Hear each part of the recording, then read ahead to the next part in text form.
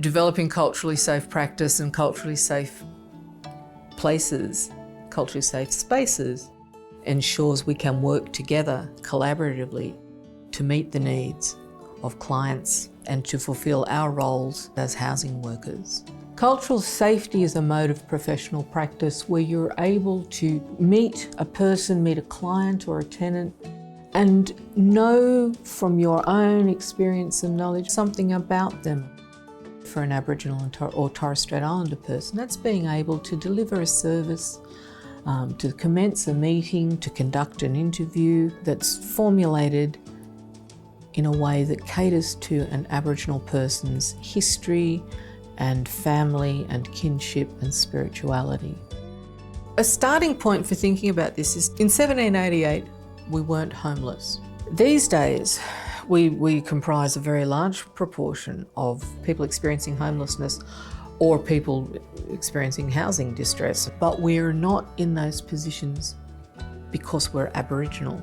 To address the issues that bring us into homelessness or housing distress is to think about the way colonisation has removed us from our own economic base and our own long-established support structures and set us up to be at the margins of economic participation and citizenship in Australia. The expectation that we will be homeless, that we won't be homeowners, that will be existing in the margins of towns and on the peripheries of cities and on the peripheries of society is the form of colonisation that endures that we need to undo.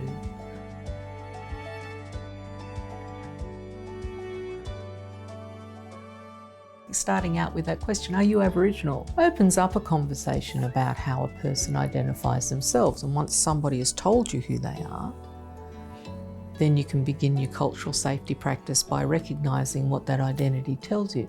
The next part of that cultural safety practice is to ask a person if they have a preference for working with an Aboriginal worker or a Torres Strait Islander worker. Take the time to introduce yourself to the person as well. Your name, your position, your role, what you bring to the table, so that there's something of each other's identity exchanged there. Having colonisation as a concept in the back of your mind and understanding how that positions each of us in our relationships as we come into a meeting is really important. Understanding how our history of being dispossessed of land, being removed from families, having our social and political structures broken down is a good way of bedding down your cultural safe practice on a firm footing. To be able to allow an Aboriginal person the space to tell something of their story where they can define and describe their trauma experience and their trauma background on their own terms, I think is really very important.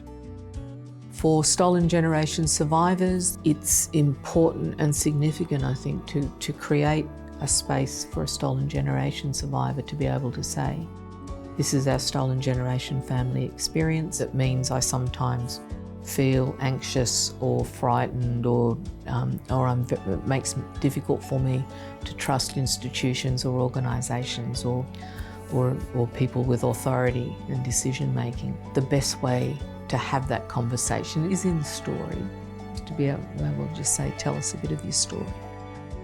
And that allows people to define themselves and reveal what elements of their trauma they want you to know and what elements of their trauma it's safe to speak about.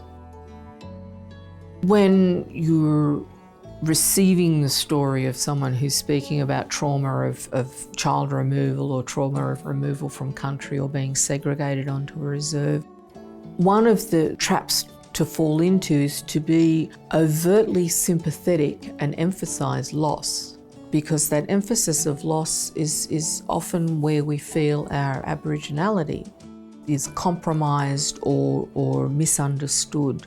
Expressing sympathy for loss is keeping us inside the trauma rather than moving to speak about the survival of trauma.